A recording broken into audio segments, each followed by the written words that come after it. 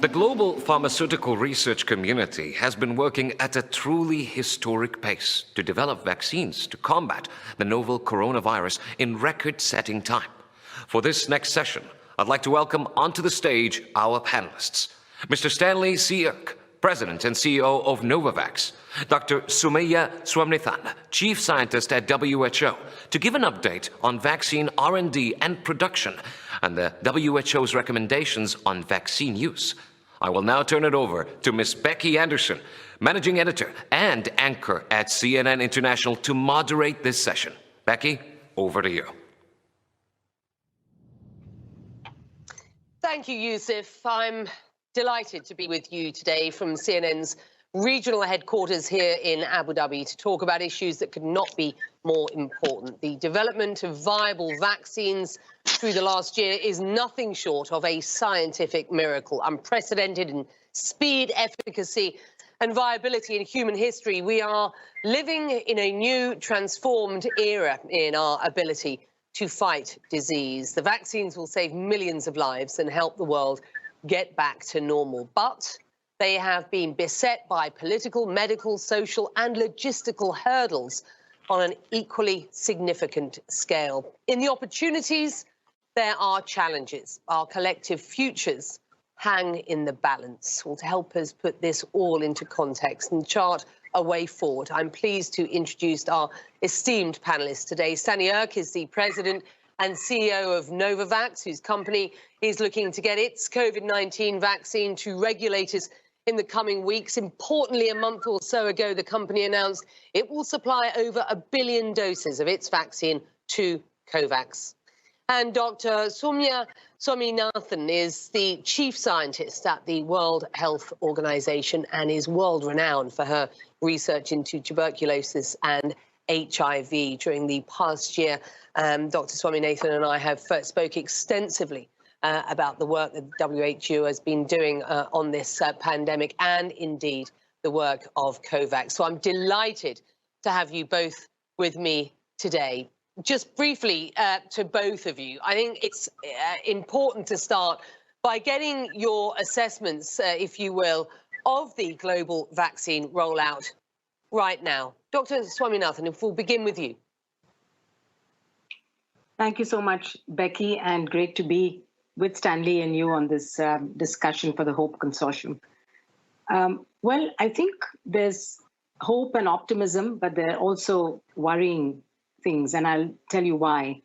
What's really amazing is the fact that not only has the world been able to develop so many vaccines for COVID-19, within a matter of a year, but we've also begun vaccination in many countries. And as of yesterday, there were close to 500 million actual vaccinations that had been done. And that is just amazing to think that the first programs began early December. Now, the challenge, of course, is that this is concentrated in a few countries. So over 75% of these vaccines have been delivered in just 10 countries. And there are still 42 countries today that are waiting to see their first vaccine. Their healthcare workers and other high-risk groups have not been vaccinated. So challenge facing the world today really is, how do we use the existing supplies that we know are going to be constrained for some time to come? And I think, the 1 billion doses from Novavax and the 1 billion from J&J and all those will start coming in later in the year. But for the next couple of months, we are going to be in a situation where there are doses in the hundreds of millions, not in the billions. And how do we use those to protect people around the world so that we can stop deaths? What we really want to do as soon as possible is to stop people dying from COVID-19. And then we of course need to vaccinate large parts of the population to be able to get enough immunity out there to just, really bring this infection down to something that's very manageable. So the goal for 21 should be, in the next few months, can we stop deaths? And the only way to do that is to share these vaccines that we have around the world as our companies, manufacturers, suppliers ramp up production and as new vaccines come on board. Because the other encouraging thing, of course, is that there are still over 200 candidates in development. About 80 of them are currently in some stage of clinical development. So we will see more vaccines, could be better vaccines, could be easier to administer vaccines coming through. And all of that will happen in the later part of the year. We have to face the critical challenge of the next 3 to 6 months. And your assessment, Mr. Erck, if you will. Yes, well, my assessment is on a smaller scale, given that we're one company trying to develop a vaccine, but we share this.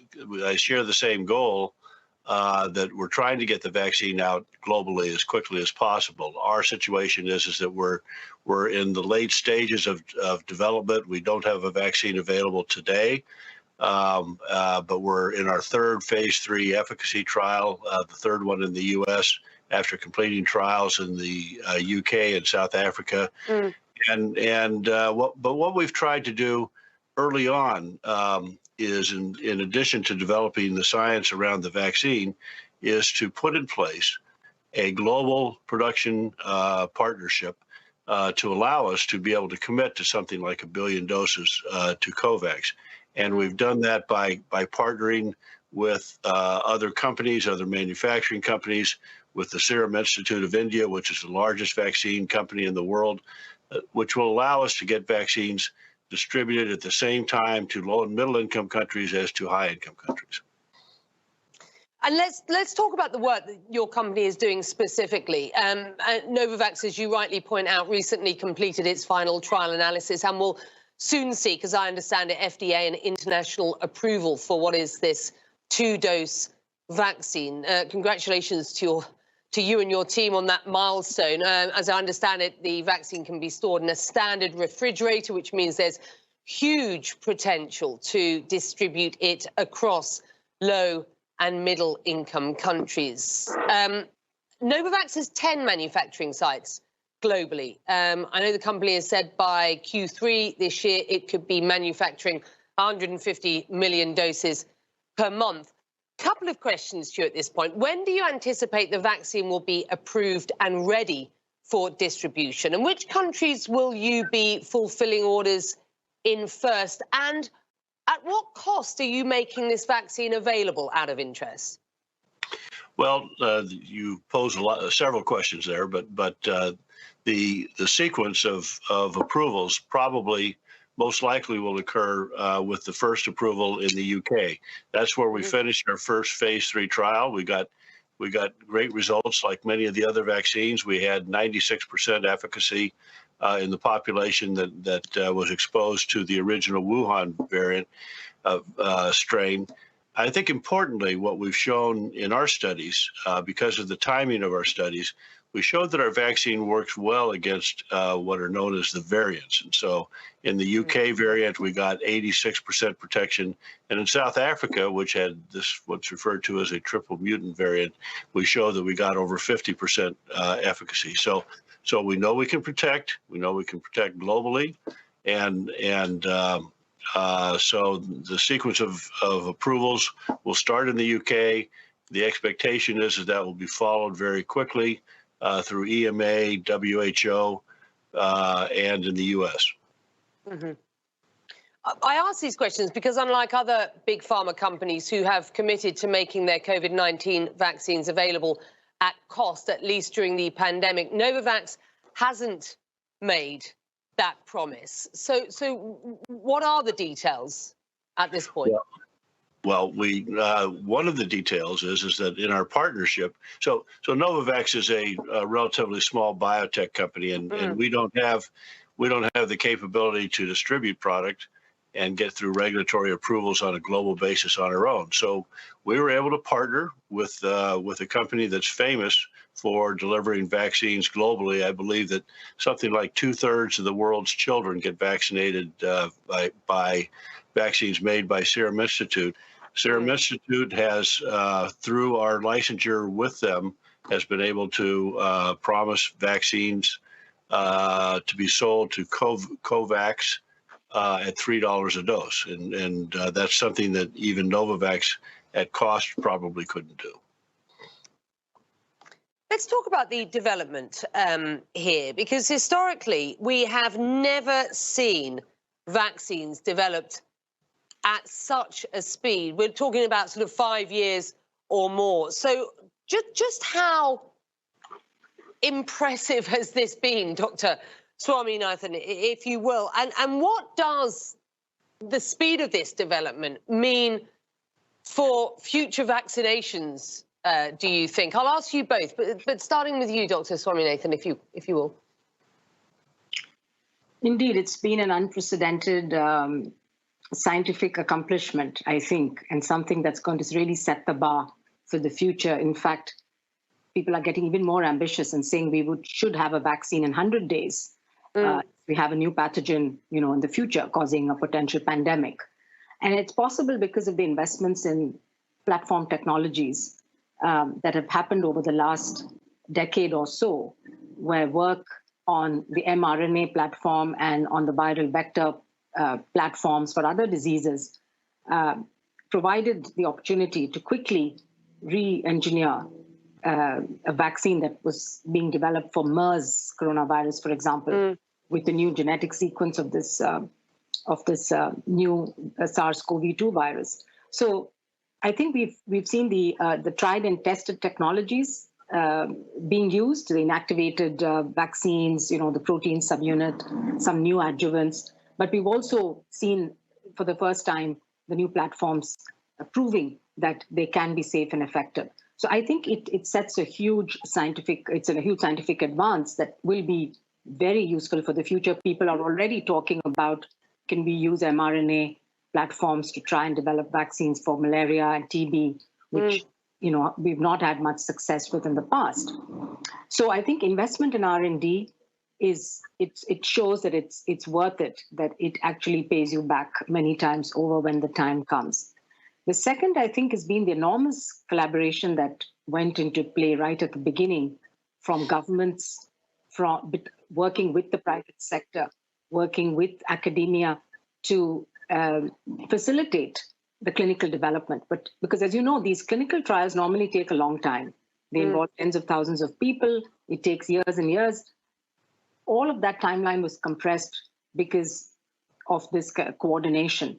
There was also regulatory coordination. So the WHO worked early on with the FDA and the International Committee of Medical Regulators to agree on certain benchmarks, to agree on the criteria that would be used to judge vaccines, what we call the target product profiles. So it was very open and transparent to companies what they were aiming for. And we've seen, a few programs actually drop off because they weren't meeting those benchmarks.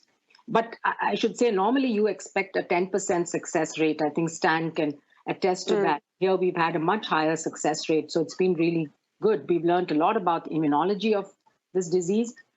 So there's been huge amounts of research. I think most people who could dropped what they were doing and turned to COVID-19.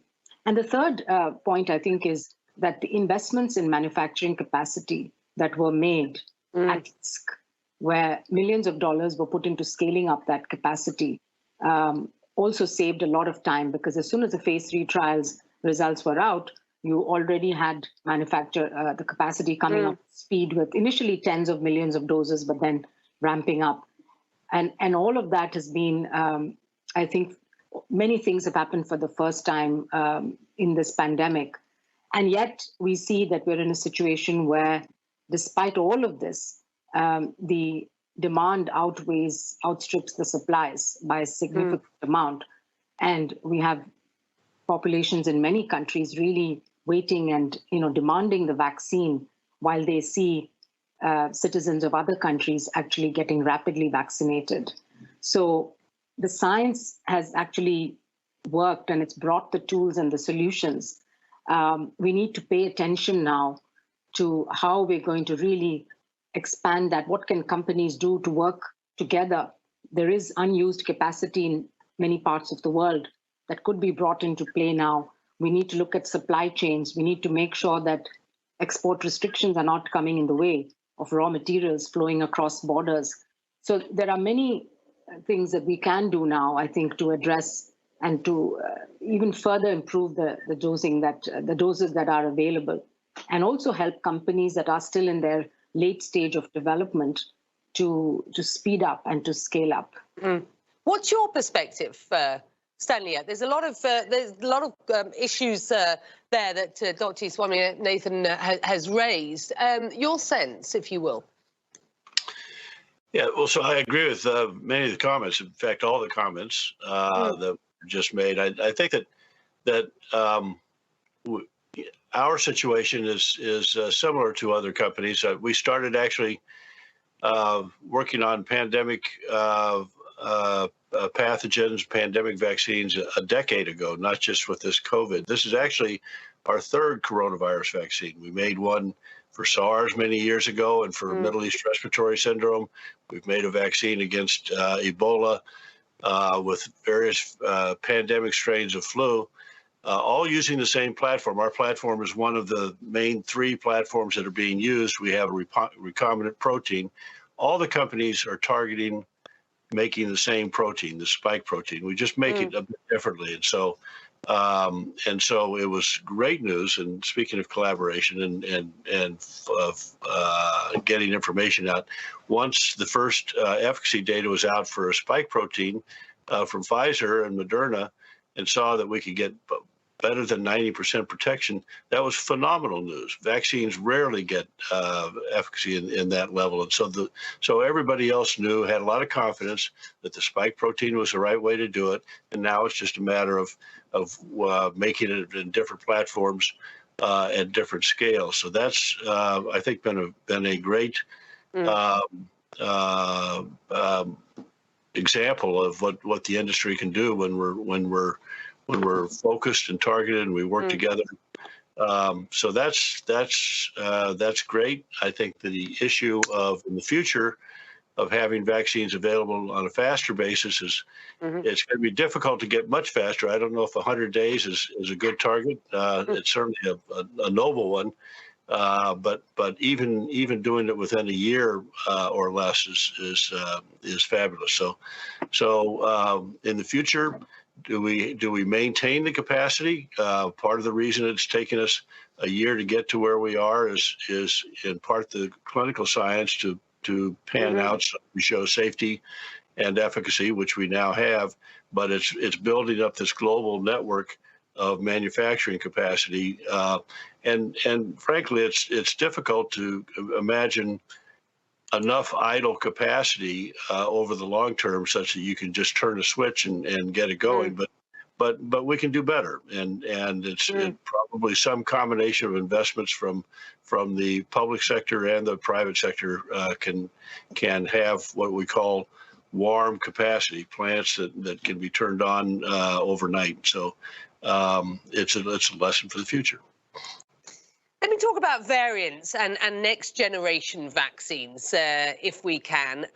This summit is about the sort of the logistics challenge of getting the vaccines that we have at present around the world into the arms of those who don't have as big an opportunity as others in the developed parts of the world. But variants and next generation vaccines will be important to everyone, no matter where we live. There are currently 3 coronavirus variants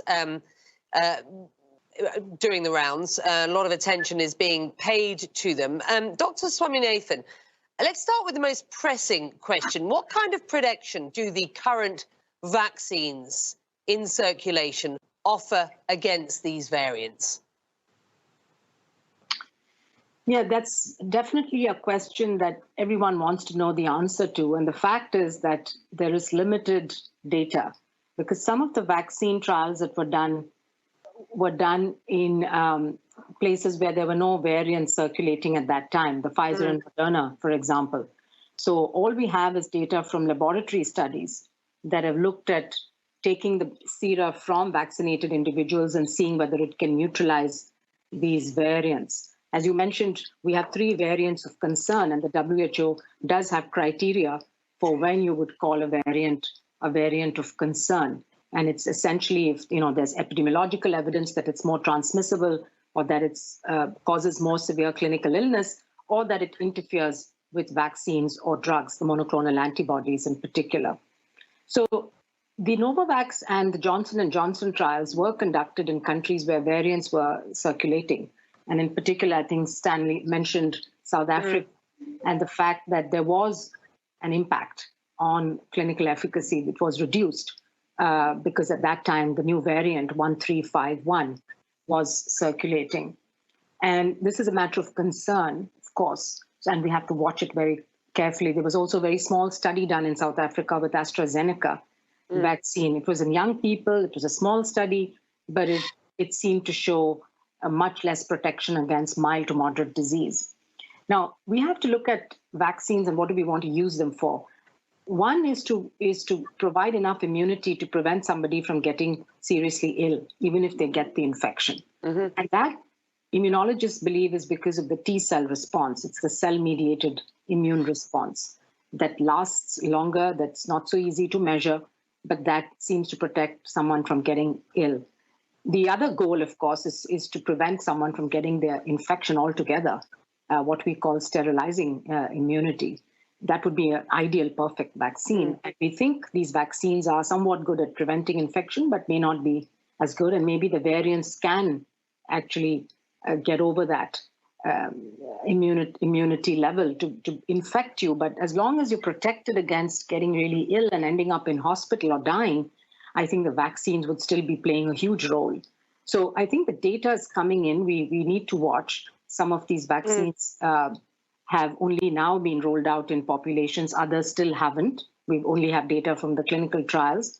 So we've put together this mechanism to really monitor what's going on in terms of both the research data that's coming in from the early stage studies, animal models, for example, looking at how the vaccines behave in real life when they're given to people and how that impacts hospitalizations and illness, and also looking at the evolution of the strain. And we know that this virus is going to continue to mutate. That's the nature of viruses. That's normal evolution. And not all mutations are going to have negative effects. So we have to put all of these pieces of the puzzle together to then determine whether you need a new vaccine, whether you need a booster with a vaccine that has the new spike protein or the new antigens, or whether the original vaccine is actually going to be good enough, to give that kind of protection. This is going to be a hugely important thing for us to focus on in the coming weeks and months, and I think we'll be gathering more data. And what's your, that makes a lot of sense. What's your perspective from the position of a pharmaceutical company developing vaccines at present and having to deal with these new variants, sir? Well, I think first statement is emphasizing how important the work of the WHO and the surveillance, global surveillance. It's absolutely critical that we know what we're facing. As we've mentioned now twice, our vaccine has been tested against these variants. We, of course, like others, are making vaccines that include the variant. We can fairly easily switch over from the what's referred to as the Wuhan strain to the South African strain, and we're doing that right now in the lab. And you have to do some fairly modest testing to show that it has the same immune response as the original strain. But that's doable. But we have to know which one to make a vaccine for, and then we have to show the data, say how protective is it against the strain that's contained in the vaccine, and how protective is it against drifted strains, shall we say, different strains. And one of the I'll just talk about our company for a minute. We just finished last year a phase 3 trial demonstrating that our vaccine in influenza, which of course is another global problem that requires that would benefit from a better vaccine, and a better vaccine is one that protects against a wide range of strains, and our vaccine does that. So hopefully that same platform can be used to protect against a variety of variants that come down. So it's the technology, but it's also the surveillance information that's so crucial to pair with the technology to change strains and surround the virus if we can. So you're talking about sort of a next generation of COVID vaccines, if you will. that should be made with the specific purpose of tackling variants. I wonder whether they can be designed so that they can be distributed across low and middle income countries as effectively, perhaps, as these first generation vaccines. Do you have any issues with that or concerns? Not from our point of view, as your opening statement was, is our vaccine can be distributed in standard refrigerated cold chain temperatures, which globally the world is used to refrigerated vaccines, and so our vaccine, regardless of whether it's the original strain or the South African strain or whatever strain comes up, shouldn't make any difference. It should have the same accessibility once we make it. We've talked about vaccine development. I want to talk a little bit more about vaccine distribution, which goes to the heart of what this summit is about today. Before I do that, I do want to talk about vaccine hesitancy. Dr. Swaminathan, in 2019, the WHO labelled vaccine hesitancy as one of the biggest threats to global health. As we venture further into the second year of this pandemic, just how concerned are you about the issue of vaccine hesitancy at present? Yes, Becky, when we put that out as one of our top 10 global health threats, this was pre-COVID, pre-pandemic, and it was because we were seeing a worrying rise of measles in many parts of the world that had actually practically brought measles down to zero. In fact, the Latin American region had eliminated measles, and then it came back, and we saw outbreaks in the United States and Europe, in high-income countries. And it's because parents were not vaccinating their children because they didn't think, for a variety of reasons.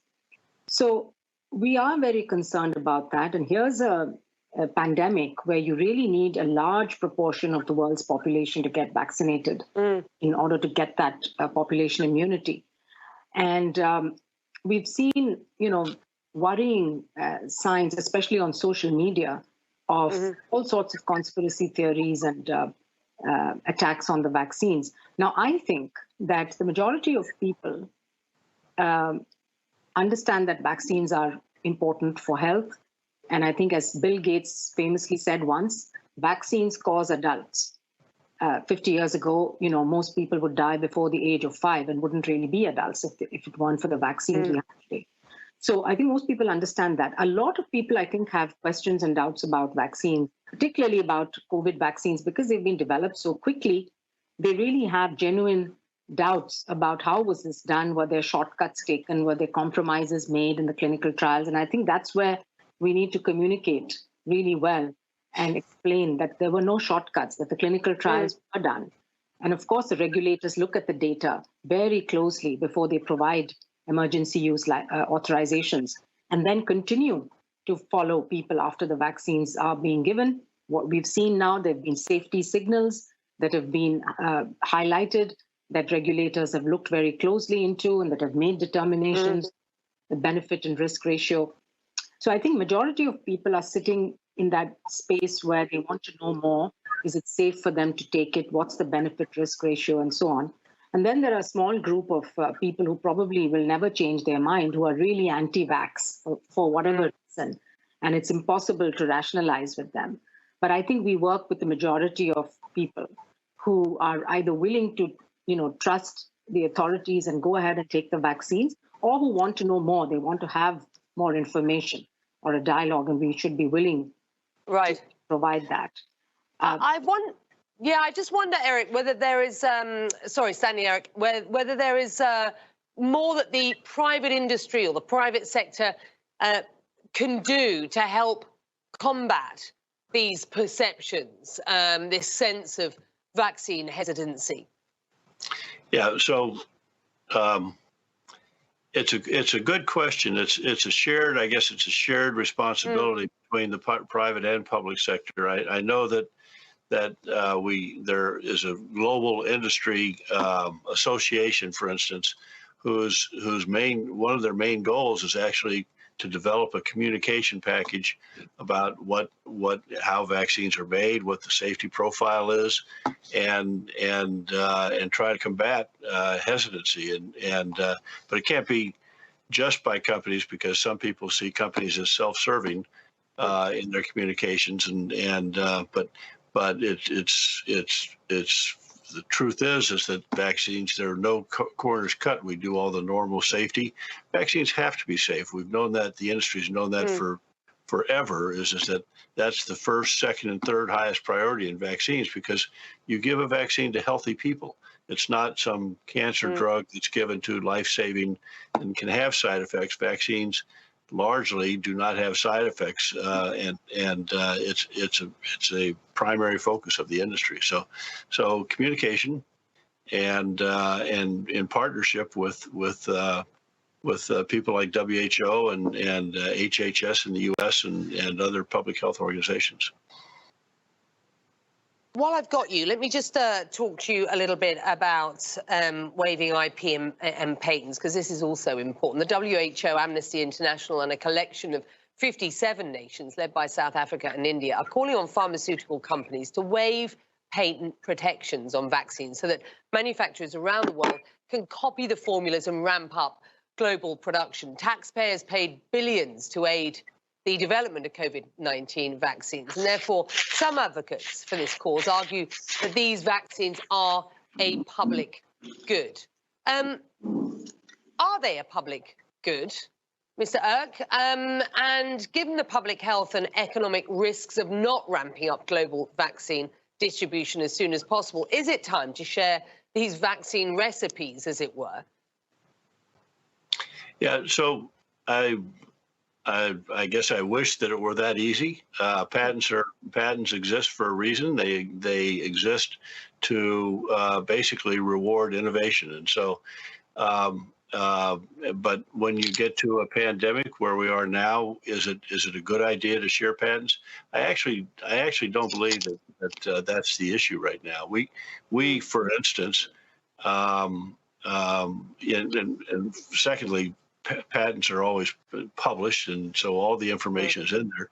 That's not the issue with making a vaccine right now. We're struggling as mightily as we can to make the same protein in 8 different countries at the same time, and it's really the technology transfer and the amount of time and effort that you have to do. It's not just simply handing somebody a piece of paper and saying, go do it on your own. That's not the issue for today. Dr. Swaminathan, your response? I think that, yes, that we do need to think about what's going to be the model that we should be using during a pandemic. And then, of course, there's, the non-pandemic. And vaccines in general, I think, are life-saving products. We've seen how many lives they've saved in children. So you could call them a global public good. We need to, I think, look at the technology transfer and building capacity in places around the world. So I agree with Stanley that it's not only about the patents. It is also about sharing the know-how, the technology, and everything that goes with making, especially some of the vaccines are more complex than others to make. When we look at the manufacturing capacity around the world, there are big gaps. There's nothing on the African continent, for example. There's very little in Latin America. So you do have production concentrated in a few regions of the world. So I think just looking ahead to the future and thinking about regional health security is going to be really important, so that every region of the world can ramp up production, as soon as there's the hint of an epidemic or a pandemic. And so we don't have to depend, like we do now, on a few big companies to manufacture the billions of doses that we need. So what we would like to see in the WHO is looking forward to working with manufacturers and companies is to bring more companies together, to expand. Some companies have done a lot of bilateral licensing arrangements. We could have more voluntary licensing we should have more technology transfer, and we have to have more investment in building this capacity in parts of the world where it currently doesn't exist. And for that, you do need the cooperation of people who have the know-how, and they need to be willing to share it. And then you need to find the recipient countries and manufacturers, and of course, find sustainable funding. This is not something that you can do and then shut down and then start again 5 years later. You need a sustainable plan for how those sites would function between pandemics. They have to be producing something. So it is something I think that we would definitely want to be focusing on for this pandemic, but also to prepare for the future. We all understand that we are only as strong as our weakest link in this pandemic, and Dr. Swaminathan and I have been discussing that over the past year. Mr. Erk, just how important is an alliance or an initiative like COVAX at this point for the world? You've clearly, highlighted the importance through your investment of more than 1 billion, or your offer of more than 1 billion doses. I just wonder, for example, were you not to have a COVAX mechanism, how might you have got those doses out to places that would otherwise not have the access to a Novavax vaccine? Well, it's a great question.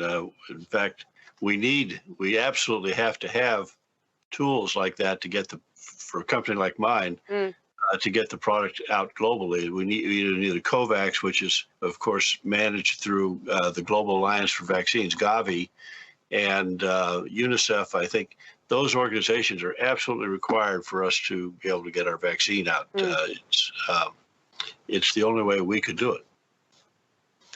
Dr. Swaminathan, COVAX as a mechanism exists. You sit at the very heart of that. What has been really crucial is that not only do countries and organizations like Stanley Erk's buy into the mechanism and ensure it is both funded and doses are accessible to COVAX, but also that COVAX can get those doses of vaccine to the people who need them most. And we started at the top of this session talking about just what's been achieved to date, and we applaud that, but also what needs to happen going forward. The HOPE Consortium is set up as an initiative to ensure that all sort of stakeholders are working together.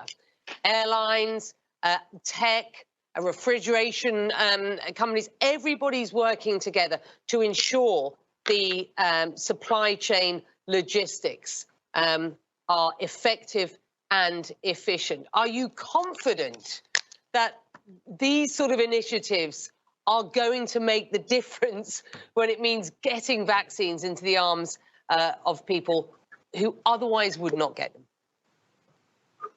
Yes, thank you for explaining that so well, Becky. I do think that it's the only kind of initiative that can do it. You need a global, multilateral, neutral partnership, which brings together, we have 190 participating member states and economies in the COVAX facility, from high-income countries that are self-financing their vaccines all the way to the low-income countries that are getting it, through donations from donor countries.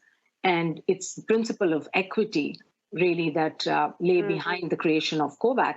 You also have advantages of the pooled procurement mechanisms, the ability to negotiate large volumes, and then you have the distribution capacities of Gavi, UNICEF, the Pan American Health Organization, and so on.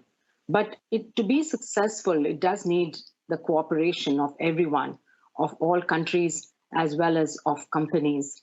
And unless everyone prioritizes this mechanism as the one global, fair, equitable way of distributing products, it's not going to be successful. And that's why the Director General, keeps talking about vaccine nationalism not really being a solution when we're faced with a pandemic. You need a global solution, and that's COVAX that was created to do that. And we have to learn the lessons, I think, as we, try to tide over the next few months and years, but also for the future, on what kind of global solidarity you need to make these things work. Mr. Erk, finally, and just briefly, just how important are these sort of initiatives to an organization like yours who has developed a vaccine, can get it manufactured, for example, in thousands of miles away from where it's being developed, in, for example, the Serum Institute? How important is it to you that last mile, as it were, the distribution of these vaccines from manufacture to arm is as efficiently and as effectively organized as, for example, this initiative by the HOPE Consortium? So it's critical. So we simply can't do it. And, maybe we could do it in one country or in the European Union or something like that. We can't do it. We simply can't do it for the 190 countries that are in need of this vaccine. And so those types of organizations are just absolutely required. With that, we're going to leave it there. Thank you very much indeed. Mr. Erk, Dr. Swaminathan, thank you for sharing your time and your knowledge with us. And thank you to the HOPE Consortium, itself a wonderful initiative for bringing us all together today. I hope that you've taken an awful lot away from this session. I certainly have. From here at CNN Abu Dhabi, I'm Becky Anderson. Thank you, those who are watching, for spending your time with us today, and do stay well. Thank you. Thank you, Becky.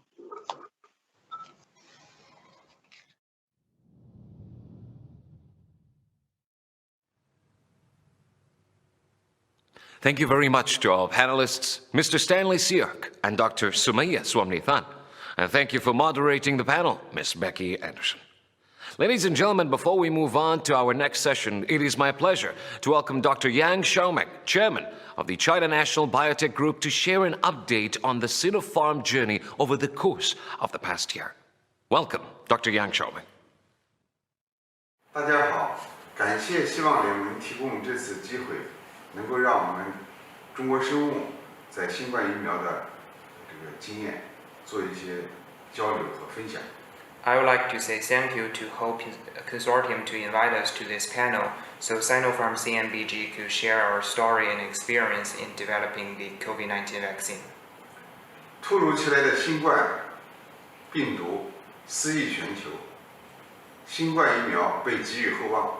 面对新冠疫情，国药集团中国生物自去年2020年1月以来，日夜攻关，采用3+2的模式，也就是中国生物北京生物制品研究所、中国生物武汉生物制品研究所和中国生物技术研究院3个团队同步进行采用全病毒灭活疫苗和基因重组蛋白疫苗2条技术路线，开发针对新冠病毒的疫苗。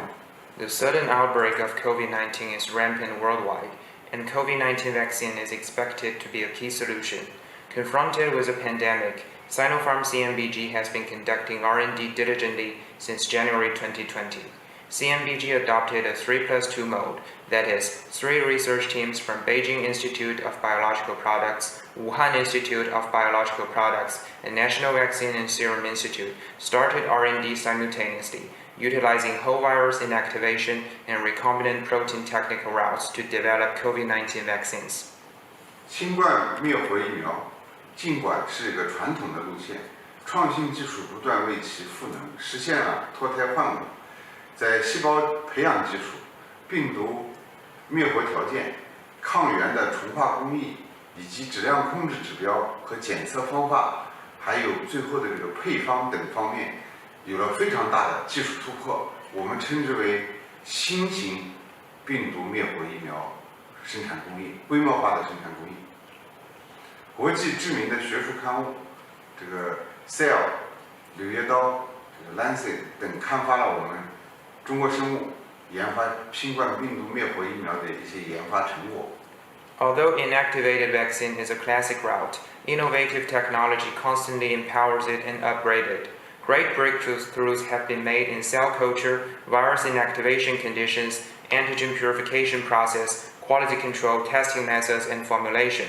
The R&D achievements of CNBG's inactivation vaccine were published on internationally well-known academic journals such as Cell and Lancet.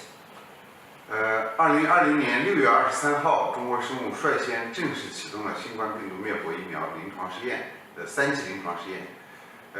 7月9号，中国生物工作组一行到阿联酋、巴林、埃及、约旦等现场进行开展这个3期临床工作。海外3期临床试验分别在阿联酋、巴林、埃及、约旦、秘鲁、阿根廷、摩洛哥等国家进行这个研究，接种的志愿者超过了6万人，覆盖了120多个国家的国籍的志愿者。这也是全球科研人员同心协力、同舟共济、共同开展全球公共卫生领域这个合作的这种典范，造福全球人类的深入的合作的一个典范。On June the 23rd, 2020, CNBG officially launched the international phase 3 clinical trial of inactivated SARS-CoV-2 vaccine. On July the 9th, CNBG's dedicated working group went to UAE, Bahrain, Egypt, and Jordan to carry out site work. Overseas phase 3 clinical trials were conducted in UAE, Bahrain, Egypt, Jordan, Peru, Argentina, Morocco, and other countries. More than 60,000 volunteers were vaccinated, covering 125 nationalities. This is also an in-depth cooperation of global researchers in the field of global public health that benefits the whole world. 截至目前，国药集团中国生物北京生物制品研究所、武汉生物制品研究所2款新冠病毒灭活疫苗，分别在12月30号和今年的2月，就是2021年2月25号，在中国获得了附条件上市的批准。那么，并于2020年12月9号、12月13号、今年的2月5号、2月25号，在阿联酋、巴林、玻利维亚、塞舌尔获得批准注册上市，已经在全球范围内到今天为止，已经是53个国家和地区开展了紧急接种和紧急使用。Up to now, vaccines developed by Sinopharm Beijing Institute and Wuhan Institute have been approved for conditional listing in China on December the 30th, 2020 and February the 25th, 2021 respectively. Their vaccines have been approved for registration or listing in UAE, Bahrain, Bolivia, and Seychelles on December the 9th and 13th, 2020 and February the 5th and 25th, 2021. Vaccines or emergency use were carried out in 53 countries and regions. 面对这个突如其来的疫情以及大量增长的生产、配送和储备的压力，我们自身也面对着极大的挑战。全中国以前每年使用的全部疫苗大概有40多种疫苗，几十个厂家，那么在5到7亿剂左右生产的总量。按照现在的计划，中国生物希望能够今年就是2021年。能够提供10亿剂以上的新冠病毒灭活疫苗。灭活疫苗主要在高等级生物安全设施中生产，后面的分装、包装、储运等环节也是存在一定的压力。在保证其他疫苗正常供应的情况下，这种瞬间增大的包装、运输压力也是非常困难的。目前，中国生物仍在积极扩大产能。全力以赴保障供应。Facing the pandemic and the sudden pressure of a large increase in manufacturing, distribution, and storage and transportation, we meet great challenges. All vaccines used in China before were about 500 to 700 million doses per year. According to the current plan, CNBG seeks to provide more than 1 billion doses of COVID-19 vaccines by 2021. Inactivated vaccines needed to be manufactured in high-level biosafety facilities, and there are subsequent challenges in the packaging, storage, and transportation. By ensuring the normal supply of other vaccines, the pressure of packaging, storage, and transportation is tremendous. At present, CNBG is still actively expanding its production capacity to ensure supply.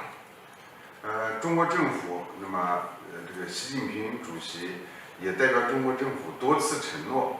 中国新冠疫苗研发完成并投入使用后，将作为全球公共产品。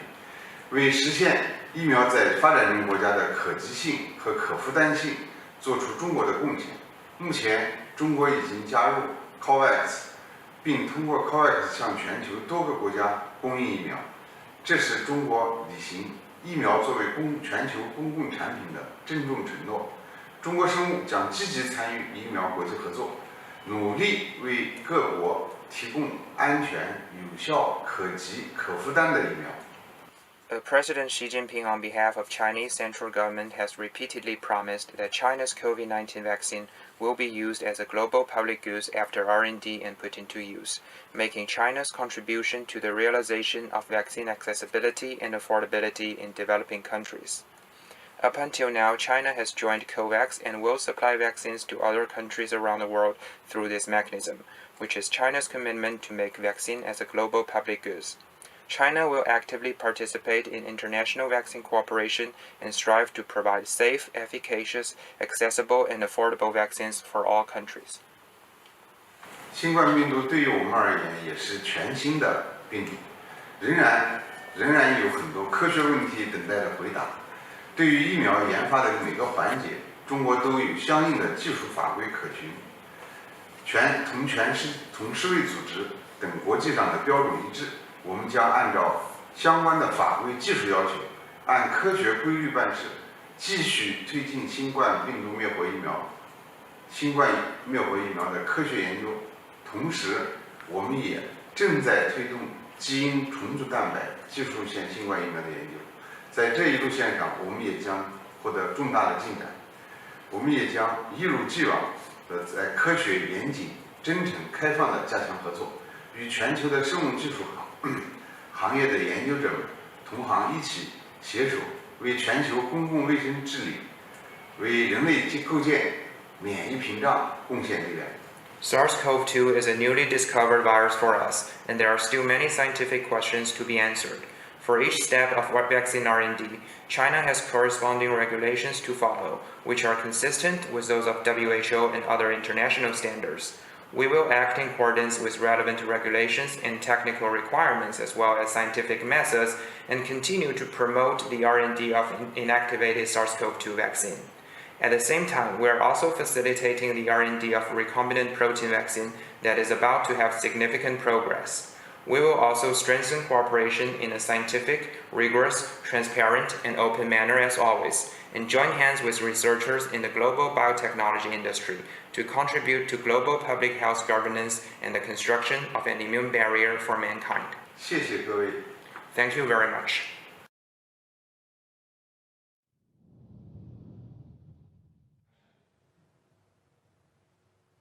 Thank you, Dr. Yang. Before we begin our next panel, we will see a short video showcasing Abu Dhabi and the UAE's response to the pandemic and some of the key initiatives underway to tackle the COVID-19 challenge.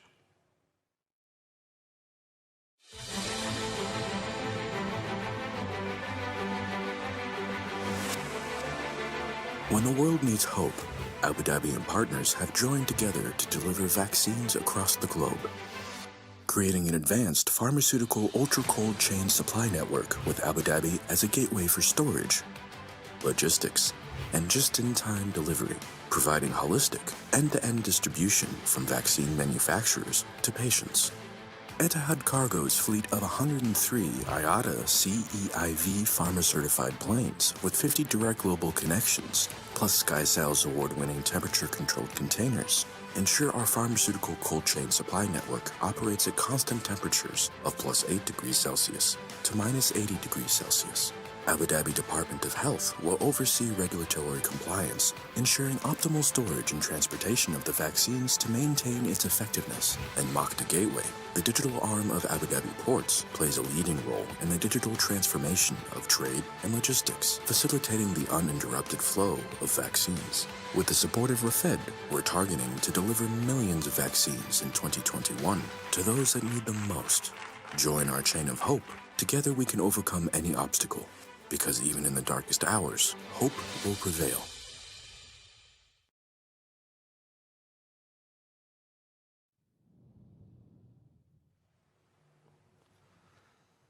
And because a picture is worth 1,000 words, we watched that video, and truth must be told that the historical challenge facing global logistics networks in the race to distribute COVID-19 vaccines around the world has once again highlighted the need for a strategically located and uniquely equipped production and operations hubs. This session will look at Abu Dhabi's emerging position as a key strategic life sciences and logistics hub and the collaborative role it is playing in the delivery of vaccines worldwide. I'd like to welcome on the stage the panelists. His Excellency, Dr. Jamal Mohammed Al-Kaabi, Undersecretary of the Department of Health in Abu Dhabi. Tony Douglas, Group Chief Executive Officer at Etihad Aviation Group. And Ashish Koshi, CEO at G42 Healthcare. In addition to Captain Mohammed Jum'a Al-Shamsi, Group CEO at Abu Dhabi Ports. And Abdullah Al-Shamsi, the Director of the New Initiatives UAE Cluster Unit at UAE Investments. Mubadala Investment Company. And I'd also like to welcome the moderator of this panel, Daleen Hassan, Bureau Chief at Euronews UAE.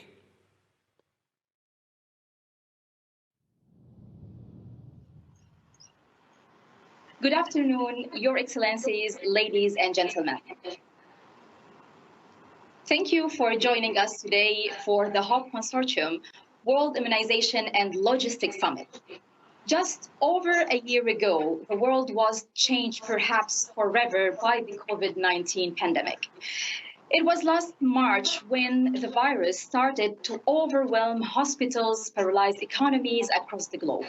The crisis has become an unprecedented global challenge, yet which the UAE and Abu Dhabi specifically has met head-on by pooling many industry expertise to be best serve the community in the UAE and to lead the global response against COVID-19.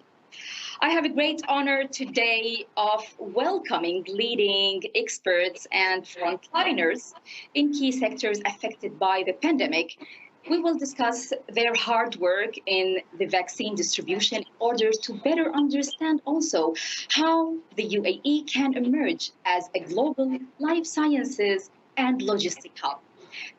Let me introduce our panelists, His Excellency Dr. Jamal Mohammed Al-Kaabi, Undersecretary of Abu Dhabi Department of Health, Captain Mohammed Jum'a Al-Shamsi, Group CEO of Abu Dhabi Ports, Mr. Tony Douglas, Group CEO Etihad Aviation Group, Mr. Ashish Koshi, CEO of G42 Healthcare, and Engineer Abdullah Abdulaziz Nasser Shanisi, Head of Investment and New Initiative, UAE Investment Platform, Mubadala Investment Company.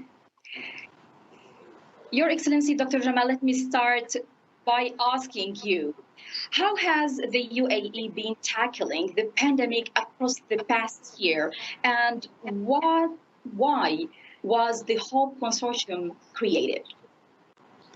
Well, thank you for the introduction. This COVID-19 pandemic is the most challenging crisis that the world faces since decades. It has come as a shock to societies, health system, economies, and governments worldwide.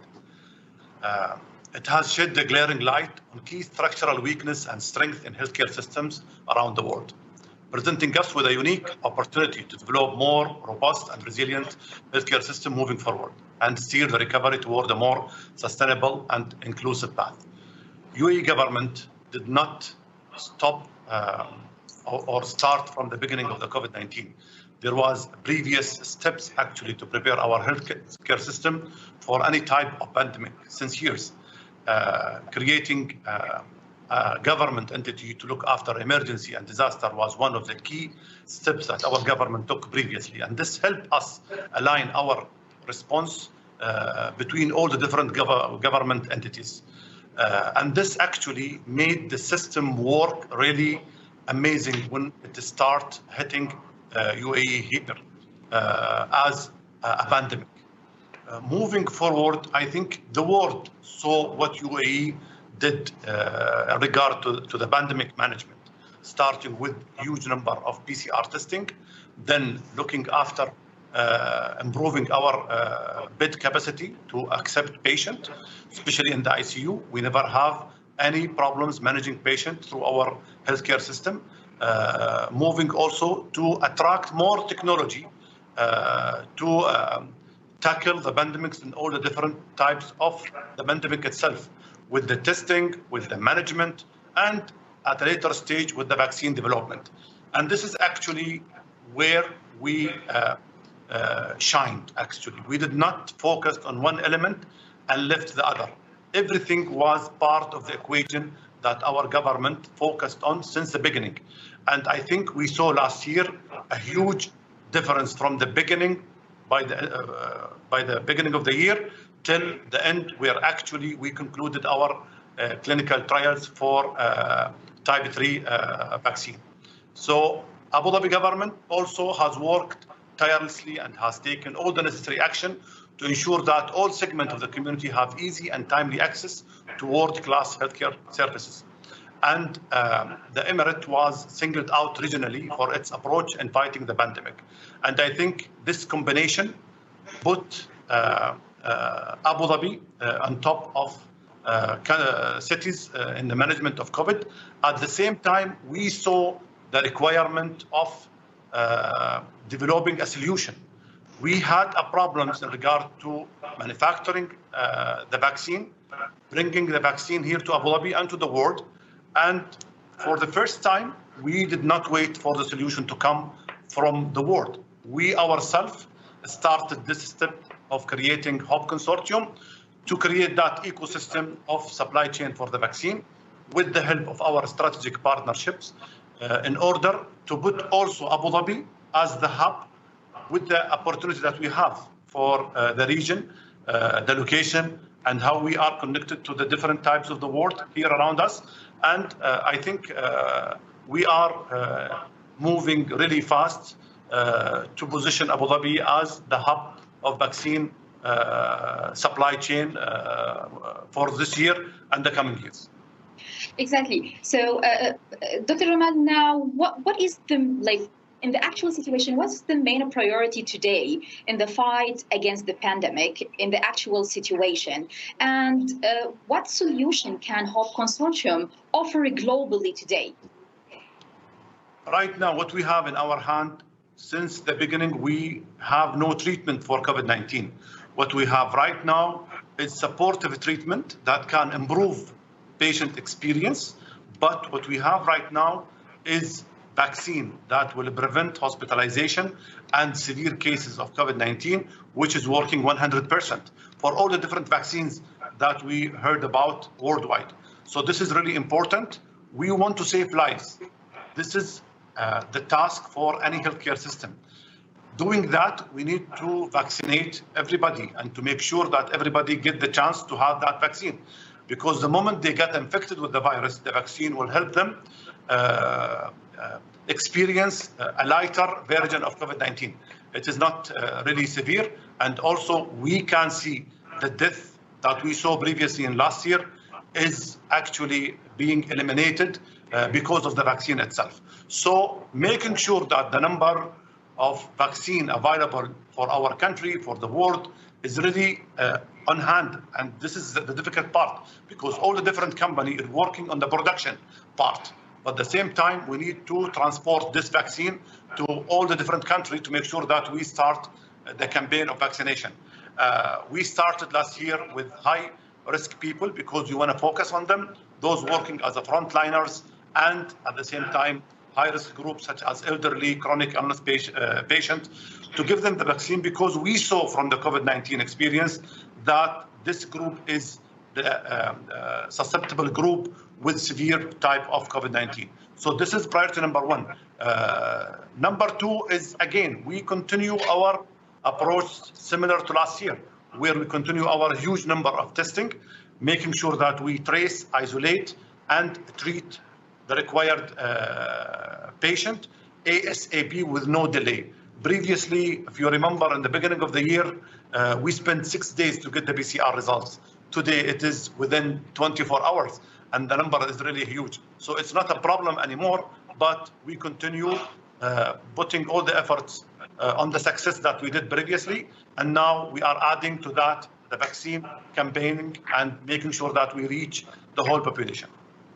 Dr. Jamal, here I need just to know more about the role of the partnership play in Abu Dhabi's and the whole consortium plans that, for example, your health department is working with the whole consortium.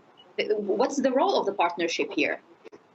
Well, when we started the HOPE Consortium, we were working closely with our partners in the HOPE Consortium to ensure we leverage Abu Dhabi unique capabilities and strategic position as a gateway to 2/3 of the global population with capacities of key global leaders in logistics and freight forwarding. The consortium is therefore one of the largest and most integrated logistical efforts of its type, delivering hope to the global community. So we, as a Department of Health, we work as a regulator. We want to make sure the process itself is best practice and it's following all the international best practice of vaccine production, transportation, storage, and making sure we deliver it to the required population with the best practice and international best practice according to guidelines from WHO.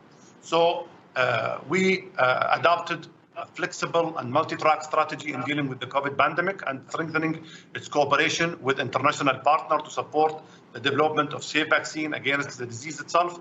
And now, as you mentioned, we talked about the stage 3 clinical trial with Sinopharm, and this actually put the Department of Health in the heart of the HOPE Consortium by introducing the clinical trial and making sure that also with the positive result we saw, we want to make sure that there is a delivery of the vaccine. And with the help of our strategic partnership, we are overseeing this interaction between all the players and making sure that we reach our target as promised. Exactly. Thank you, Dr. Jamal. And this is where I can now get maybe an insight about how getting this vaccine also delivered and shipped out of the UAE with Captain Mohammed Jama'a Al-Shamisi, Group CEO of Abu Dhabi Ports. As Dr. Jamal mentioned, it was like a big operation, huge operation, which is no one can expected that Abu Dhabi or the UAE, can be really efficient and being able to deliver or to face the pandemic, with as it happened last year, and that was, proven globally.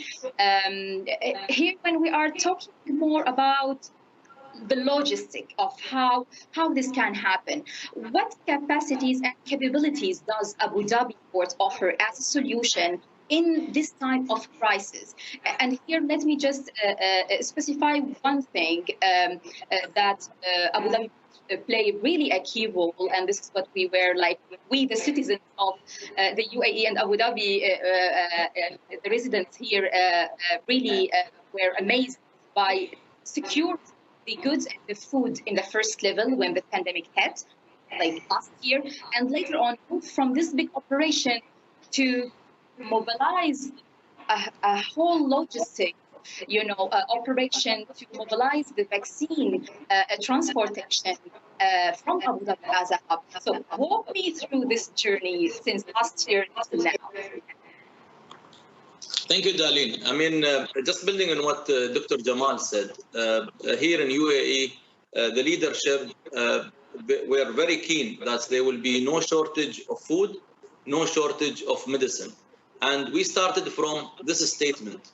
So we geared up all of our resources to make sure that there will be no shortage whatsoever in terms of food and or medicine as well.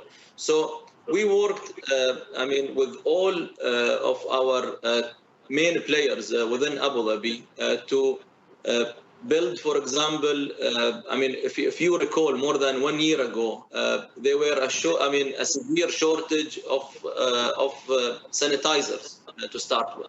Then the face masks and so on and so forth, the gloves, etc. So building all of this capacity and storage within UAE was not the only goal, but also manufacturing these essential items within UAE. And that's exactly what we've been busy with in the beginning of the pandemic. So we converted a lot of storage space within Abu Dhabi and UAE in general to store, goods, medicine, and also distributing it to the outlet. So we worked with the retailers to establish the fulfillment center. We enhanced our last mile delivery to the people within their homes. So also backing it up with a digital tracking, sorting, distribution of all of these goods. Then we reached the phase where the vaccine become apparent. And then there it needs special attention, special requirements. Now, that was a truly, a new phase altogether in terms of logistics. We were in the forefront of providing a state-of-art facility. Today, we have from -8 to -80 degrees. So we can cater for all type of vaccines worldwide within Abu Dhabi. Exactly. So now let's talk about numbers. How many vaccine is Abu Dhabi capable of holding and shipping, and how are they distributed? Well, this is a really good question. I mean, today in Abu Dhabi, we have a state-of-art facility which can hold a static capacity of 180 million vaccine. But if we talk about throughput, and that depends on the consumption and how many vaccine goes in and goes out, we're talking about 18 billion vaccine we can handle through Abu Dhabi.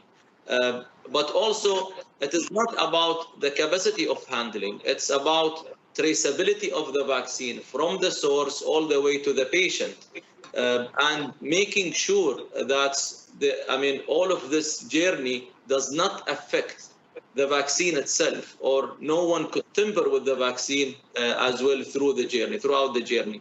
So with our track and trace of the vaccine, tracking the temperature of the vaccine through this journey, and also our logistic network. I mean, we're talking about investments in special vehicles, special packages holding the vaccine from the factory to the airport, from the airport to the storage, and so on and so forth. So it is a total logistic solution from the manufacturing all the way to the patients. But we are not talking about the patients only in UAE, but also we are in a strategic location, whereas we can reach 3.5 billion consumer around us. Exactly. So you just came to my next question to you. I wanted to ask you about what regions is the HOPE Consortium supporting now, and how it is bridging gaps in pharmaceutical needs during this pandemic. Well, I mean, our reach with our partners, the freight forwarders, but mainly also we have Tony Douglas here. Etihad Airlines make it possible to reach the furthest distance as well. So we are covering Africa, we're covering Asia, we're covering Europe. So our encatchment area, we're talking about around 3.5 billion consumer, sort of speak. So, and this is the unique proposition we are giving to the world. I mean, we can handle the vaccines from the manufacturing, wherever it can be manufactured. Globally, source it within UAE, and we store it within Abu Dhabi, and then we distribute it as if needed. Because, not all countries, they will have the sophisticated infrastructure to keep big quantities of vaccine within that specific country. So we send the vaccine as and when it is needed.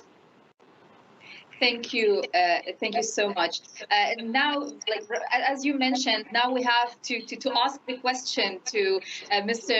Tony Douglas, Group CEO of Etihad Aviation Group, because I believe that you are working closely together, Mr. Shamisi and Mr. Douglas. First question, looking to the strategic geographic location of Abu Dhabi, as Mr. Shamsi mentioned right now. How does this help to distribute the world's vaccine from your point of view as an aviation group?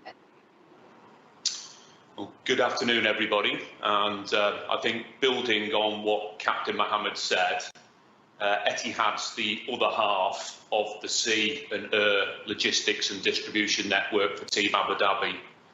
And we're very proud and humbled to be part of the HOPE Consortium, because this consortium, I think, is part of a far more strategic response to the pandemic. And only last week, it was exactly 1 year since Etihad had to recall its fleet globally and park it temporarily. But interestingly, the way in which we returned very quickly back to flying was a result of our cargo network and the unique capability that we've got with a cold supply chain to be able to distribute pharmaceuticals, but importantly now, of course, as part of the HOPE Consortium, vaccines.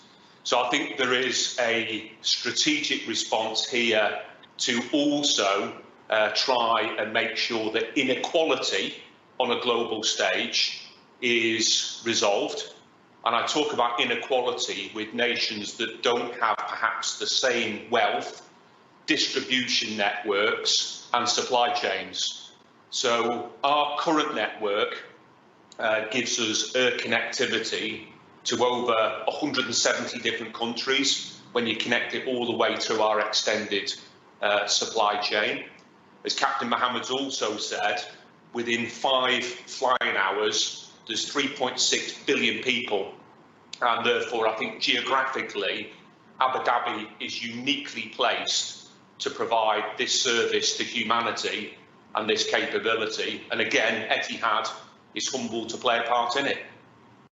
Exactly. So if we're speaking about this partnership with HOPE Consortium, I'm sure that this journey were not an easy one since last year till now. So what have been the main challenges so far? I think, again, looking back over the last year since the pandemic really came into being, of course, a year ago, most people weren't even talking about vaccines. A year ago, people weren't even talking about PCR tests to the degree that today it's normality for all of us. And therefore, I think it's an illustration of how quickly the world has moved, but in particularly the HOPE Consortium, because this is a response to do absolutely the right thing for the right reasons, to be able to get a sophisticated collaboration of a number of key organisations to come together to be able to give a global cold storage distribution network. And of course, infrastructure has been supported. Fortunately, Etihad already had IATA's highest global standard for cold storage and pharmaceutical cargo management. So we've been able to build upon that. But also, we've all trained dedicated staff. We've been communicating globally such that people can better understand how to get access to the HOPE Consortia and how, therefore, we can serve them. And in terms of our humanitarian flights, over the course of the last 12 months, quite frankly, Etihad's flown to places that we had never, ever had in our networks in the past. So for our pilots and our flight crews and our operational teams, there's been a completely different level of planning and logistics. And whilst this is, of course, a very, very serious subject, it's something that's really necessary to beat this pandemic, because let's face it, if the wealthier countries with the distribution and logistics networks get well ahead of everybody else, there's always going to be the risk of the slowest adopters still bringing another wave, or the circle playing back in terms of COVID maintaining momentum. So this is just so important now to make sure that this becomes a crucial part of a global strategic response. Exactly. Mr. Tony, just a last question for you. Now, as you explained, you gave us a nice review about your operation in the past year. So what is now the priorities for Etihad Group today? So in the collaboration, basically, with the other partners in taking the vaccine all over the world. So what you are looking for in the upcoming months? What is your priority today? So I think very simply, it's about scaling up. As has already been mentioned by Dr. Jamal and Captain Mohammed, you know, the global production of vaccines has accelerated in recent months. And of course, now it's about having the capacity in the distribution network to be able to get it to the much needed destinations and people who need it. And therefore, this is a scaling up phase. And the number that's already been quoted is there is a capacity here within the HOPE consortium to move up to 18 billion vaccines a year. And I think that's the next big challenge, is making sure that that access to this solution is made available to the people who need it most. Thank you, Mr. Douglas. And this will lead me to have, like, if we want to better understand how we're going to get this number of vaccines to the rest of the world, let's ask the question how we are manufacturing this vaccine. And that's why to ask Mr. Ashish Kothi, CEO of G42 Healthcare, about the operation. I mean, that were on in the past year. How has the vaccine manufacturing process performed? Where a year ago we were not sure about, we didn't have clarity about what it can be, this operation. So how has this also changed the knowledge and the understanding of the manufacturing of the vaccine itself? First of all, good afternoon, and thank you for having me here. It's definitely a privilege to participate in this forum with my esteemed colleagues and friends. For vaccine manufacturing, we are in advanced stages of launching with some of our key strategic partners, and we are working tirelessly towards launching local manufacturing of the vaccine here across multiple phases and milestones.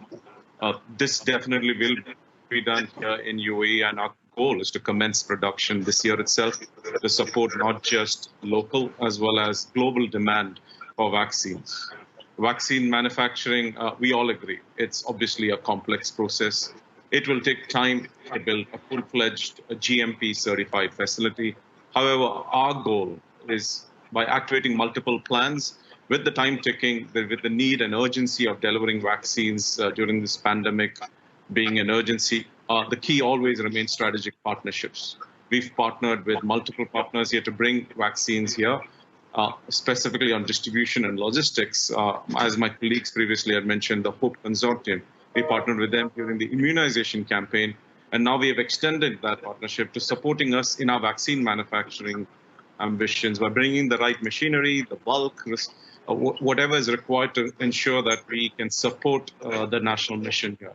And extremely proud that Abu Dhabi spearheaded the organization of this through HOPE Consortium to support storage and logistics of the vaccine. I'm also confident, like I said, this will go beyond not just vaccine distribution, but also supporting multiple vaccine manufacturing and distribution across the globe. One other point about vaccine manufacturing is critical that we are focused on is definitely the quality control and testing, and most importantly, safety. And that's why we want to ensure we have that uncompromised at every level of the vaccine manufacturing process. Exactly.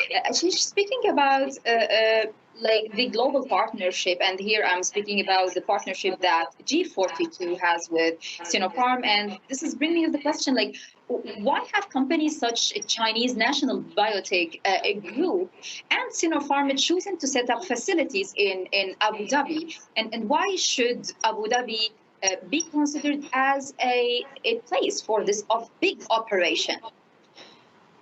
Well, there are multiple factors for that. One factor is Abu Dhabi. Abu Dhabi has always taken an innovative approach to address multiple challenges. In fact, UAE is #1 for innovation in the Arab world, according to the Global Innovation Index. Abu Dhabi enjoys a fortunate position at the crossroads between two trading blocs, both in Europe and Asia, and definitely it's one of the fastest growing developing regions.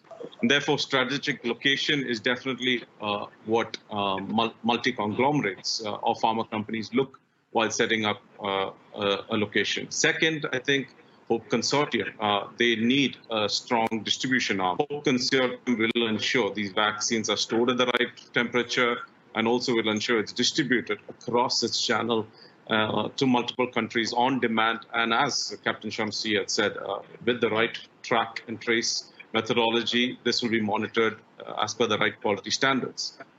Another factor for why we have partnered with Sinopharm is the fact, as Dr. Jamal had previously mentioned, G42 Healthcare and Sinopharm successfully collaborated on facilitating the For Humanity clinical trials. It was the world's first phase 3 inactivated clinical trial. It was a pan-Arab clinical trial with 43,000 volunteers across 4 different countries. And the successful execution of this program showed a joint partnership of multiple entities, both public and private, across multiple countries, as a fundamental reason why things could work here in Abu Dhabi, coupled with the fact that Abu Dhabi is blessed with the right human resources to support this sort of missions, be it scientists, doctors, engineers, researchers.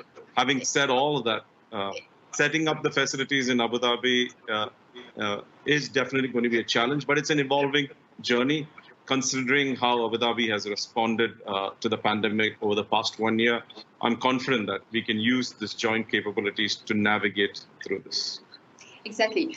One last question to you, Ashish. How does the UAE compare on a global scale in terms of immunization today? So the development and testing COVID vaccine, how does the mutation of the virus figure into the future planning of the UAE's COVID response?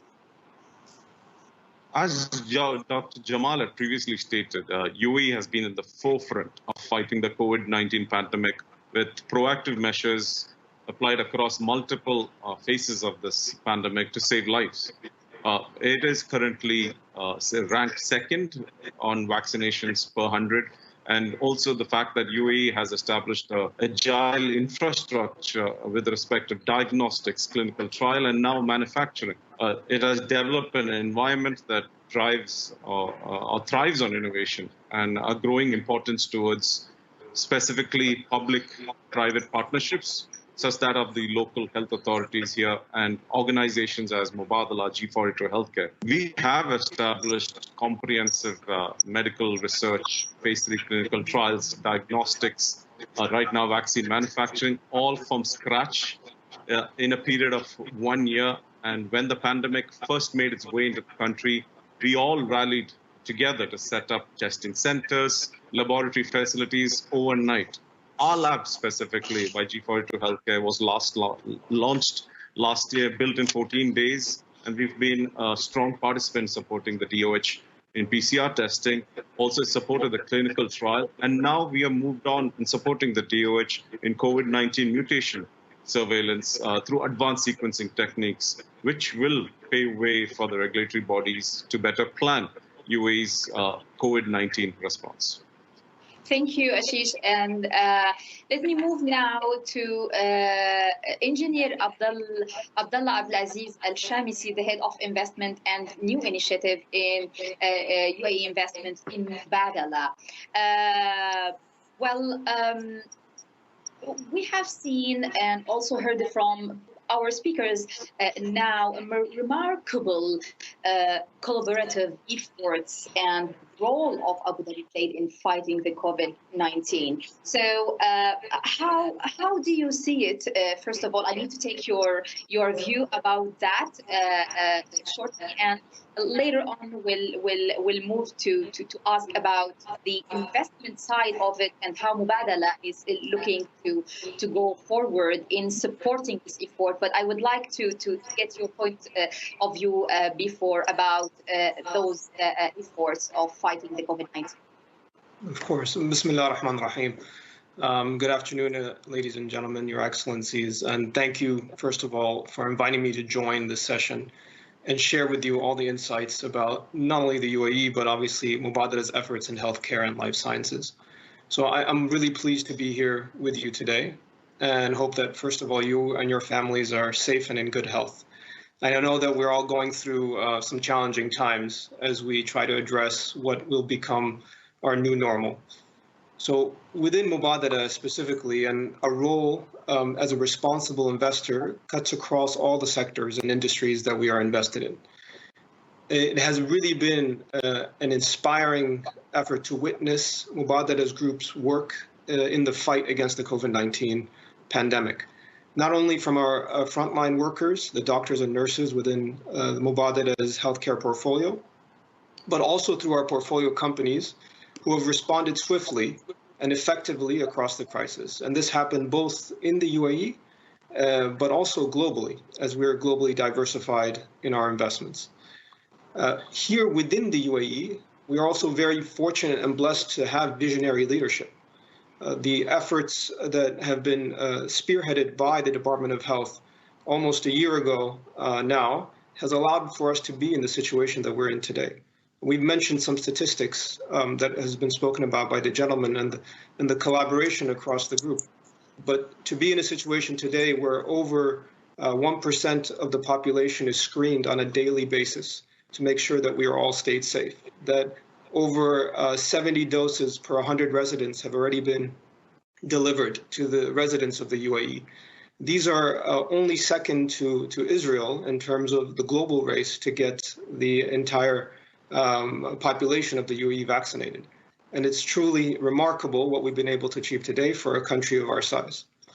So I'm both delighted to share further information on how, through our national investments, we've contributed to the UAE, advancement of both growth in healthcare, biotech, and artificial intelligence, as mentioned by Mr. Ashish earlier, as well as our role in supporting the current national efforts through strengthening both the life sciences sector, but more importantly, the health equipment supply chain. We truly believe in two fundamentals in being able to get the organization around this effort up and running.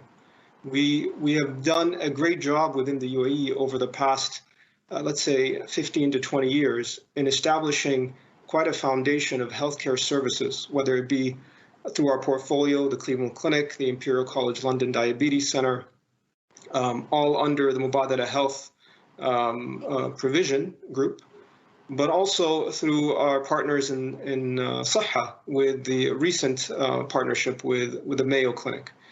And that allowed for us to be able to put the UAE and specifically Abu Dhabi on the map when it comes to healthcare services that are being provided.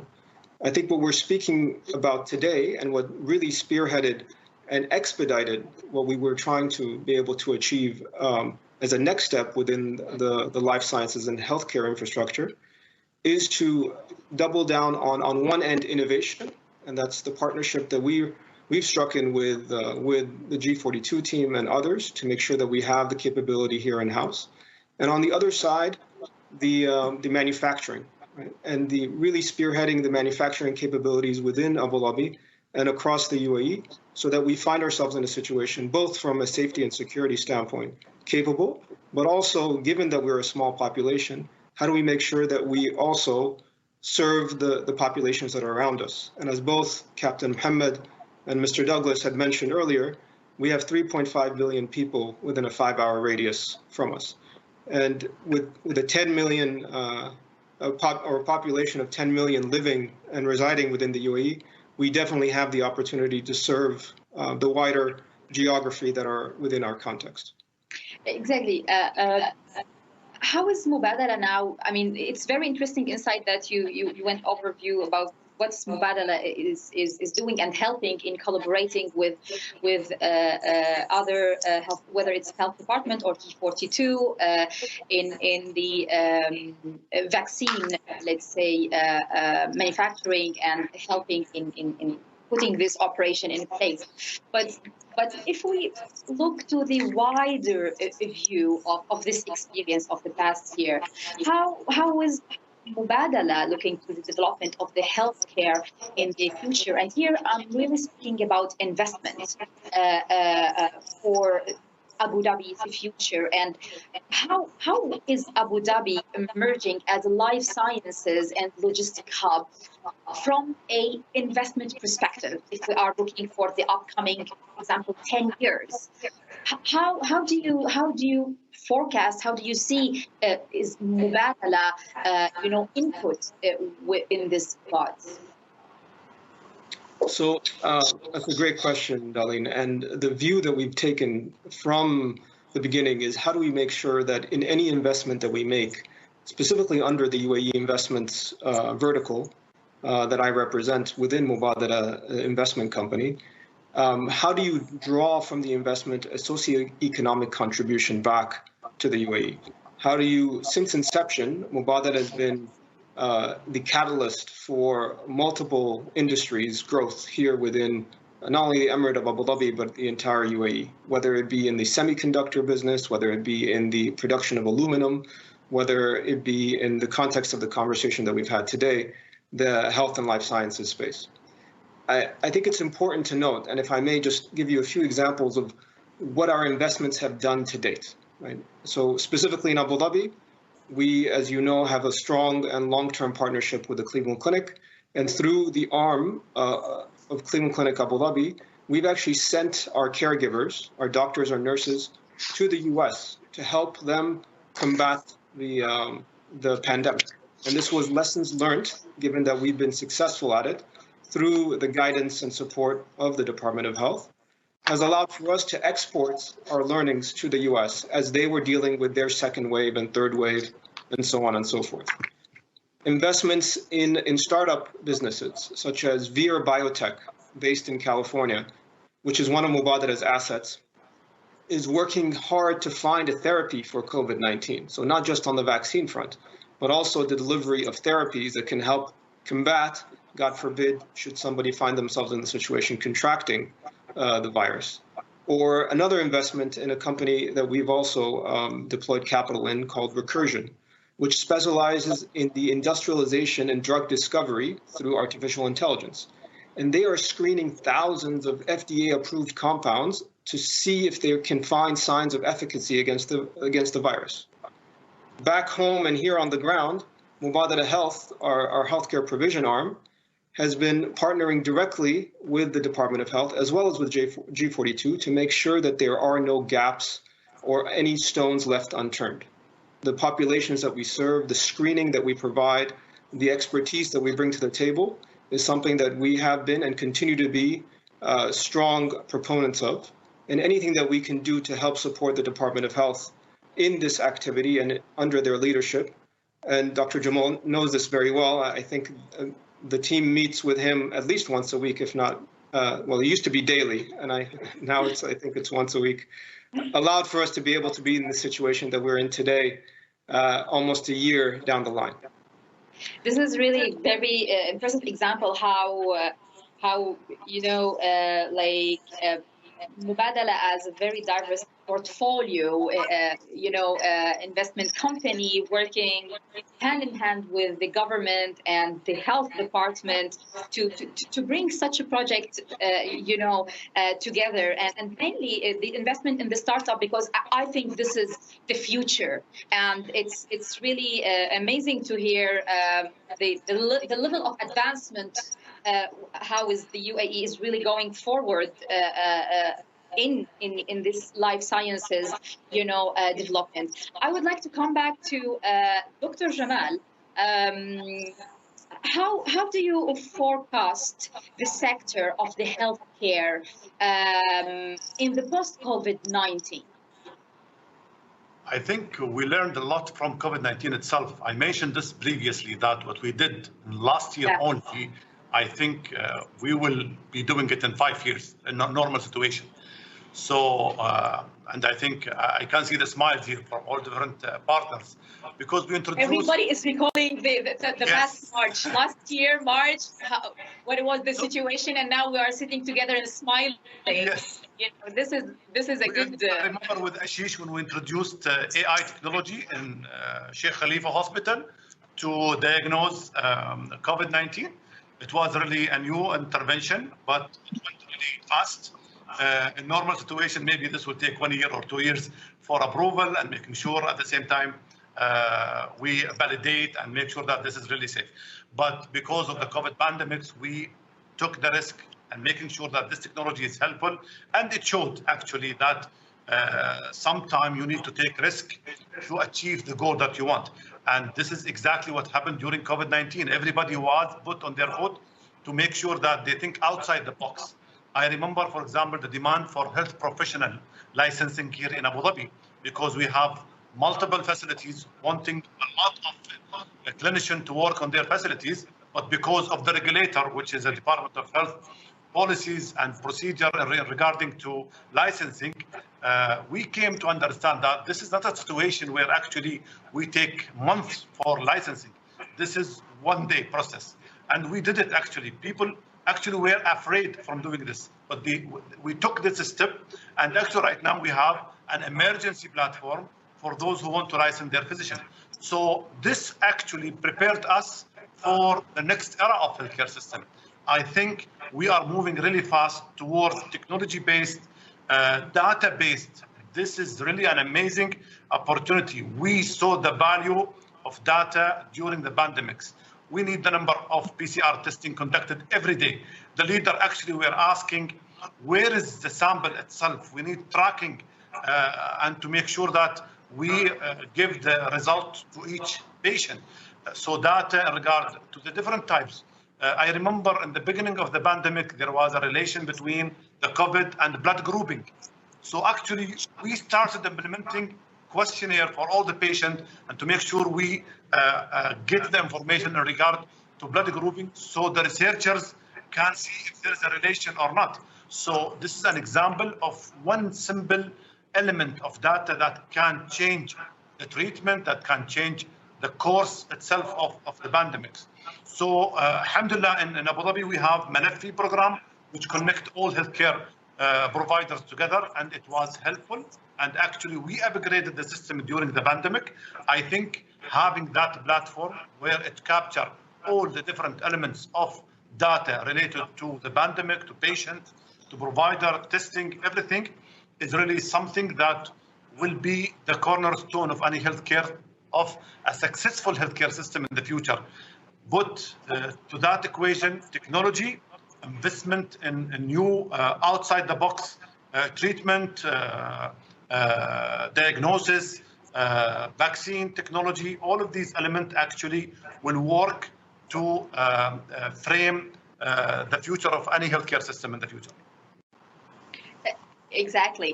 And if we are looking to the lessons learned and like the look to the future, Captain Mohammed, how do you see it? How do you look to the lesson of the last year, and how you look forward to the future? Well, I mean, we are excited about the journey and the achievement so far, but we should not relax. I mean, actually, we should even strive for a more resilient, more agile way of handling the situation. Logistics, serving the world, continue to serve the world, and we should invest more and more in logistics and sophisticated ways of cutting costs and also shortening the time of moving goods across continent in a more professional way and in a speedy manners. Cost of shipping being increasing dramatically. during the last year. So this would have an impact also on the goods delivered to us. So innovating ways of handling the goods, storing them, distributing them, and taking them from one place to another, this is a must to invest in, and we should not relax in it. Yeah, I'd like to get the point of view of Mr. Douglas. 100%, like no one can relax now yet, and everybody's eyes on basically the aviation sector. People can't wait to just come back, you know, and like travel and just like, you know, being in different parts of the world. So how do you foresee, how do you forecast the post-COVID era? So I think most people would accept that this conversation and a return back to normality when it comes to the joy of air travel is connected, right?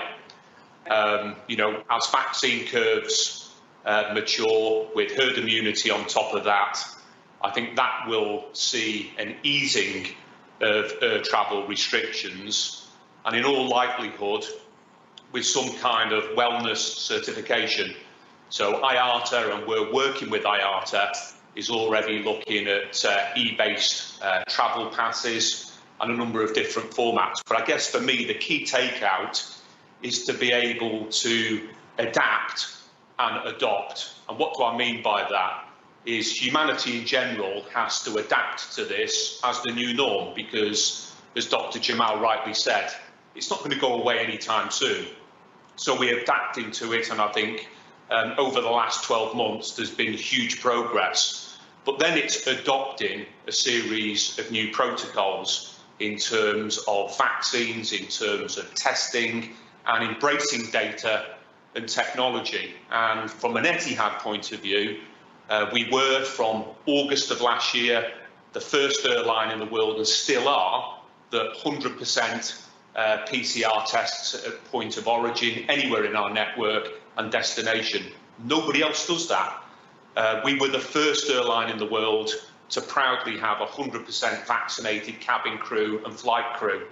And we've done that because, first of all, it's the right thing to do to get us all back to the joy of flying quickly as possible with your wellness assured, but it's also an adapting and an adoption strategy. We're adopting it as the new norm, and inshallah all of us will be back to seeing friends, family and loved ones and visiting incredible destinations sooner than we think. Inshallah, we hope. Ashish, just a very quick view on the recent development that you are working on in G42, the forecast, the plan, and I believe that AI is the star, isn't it?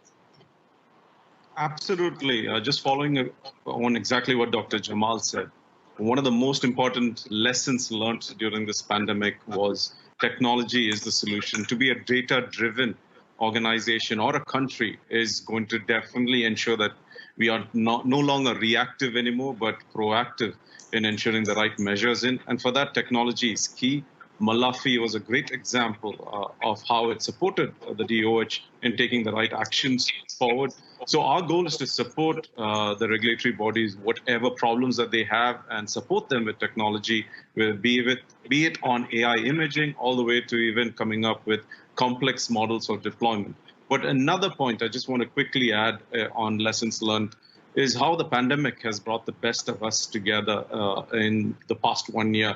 I know Dr. Jamal mentioned of the late phone calls. I remember sitting with him late at 11:30 in the night at the clinical trial site to ensure everything is up and running, with with Captain Mohammed's team in ensuring Kizad, the Abu Dhabi ports, are up and running for vaccine storage. Also with Tony's team on ensuring the first flight of vaccines when it was coming in. It was a moment of pride for us. And we look forward also with our investor, Abdullah, on driving our direction forward in technology. Exactly. Thank you, Ashish. Abdullah, I'll close with your notes or view about the future investors that we might see here in Abu Dhabi. We see that there is a community springing up if we can say that, in Abu Dhabi. And do you see that the direction of those young investors might be life sciences? 100%. I mean, our forecast for the next 10 years is that life sciences and technology really will take fundamental precedence when it comes to the investment community and what we think and what we should be thinking in terms of integrating health and prevention in our day-to-day lives, especially as people become more and more interested in managing their own health, which is definitely a trend that we've seen. One of the examples that Dr. Jamal gave us just recently in terms of telemedicine services, right? In the partnership with the Department of Health, we were able to expedite telemedicine services for the country when people were afraid to go to the hospital. And so going through Mubadala Health's assets or portfolio in Abu Dhabi telemedicine specifically, we were immediately able to plug that gap in terms of that bridge between life sciences and technology. But if I can speak a little bit more, Mubadala, as an active investor, so our portfolio is about $250 billion of assets under management. We've organized ourselves to allow for us to be able to capitalize on the life sciences field. We have a direct investments team whose focus is going to be on growth and private equity, a disruptive team whose focus is all going to be on early stage investments, and the UAE investments team, which is focused on the strategic investments to build this life sciences ecosystems here within the UAE, and specifically focused on the economic diversification strategy in partnership with everyone on this panel to build the knowledge economy and promote the improved health outcomes for the residents of the UAE. And that's done globally. You've heard just last week our recent investment of about £800 million into the UK's life sciences investment program. And that was also topped off by another £200 million by the UK Office of Investment to work on not just this as a strategic priority for us within the UAE, but obviously our partners over in the UK. I want to just add as well, because there are pillars to making sure that this is successful. And to get the cluster right, to get the life sciences cluster right, we need to be able to talk about talent and the development of talent here within the UAE to be able to get that up and running. And the partnership with education and the academic world, which needs to be able to allow for us to be able to piggyback over what is going to be hopefully something that is more sustainable and will outlive all of us. Exactly. Industry, funding, infrastructure, and then obviously the foundation being the regulation. So Dr. Jamal's partnership has been fantastic, and making sure to open up that regulatory opportunity will allow for us to be able to get this done right. Thank you, Abdullah. And at the end of this, really very interesting, insightful panel for myself and for the audience. I would like to thank all of you to your time today, first of all, and for your hard work. And I really can see you like a dream team, working together in an amazing harmony. We do appreciate all the work that you have done to continue, to fight against this pandemic with all your teams that they are working nonstop. We look forward for seeing the successful implementation of your programs and have as we have discussed, promote a better future for the UAE and for the world. Thank you so much for your time today. Thank you. Thank you. Thank you. Thank you. Okay, stay safe. Thank you. To watch all the sessions from the World Immunization and Logistics Summit, click the link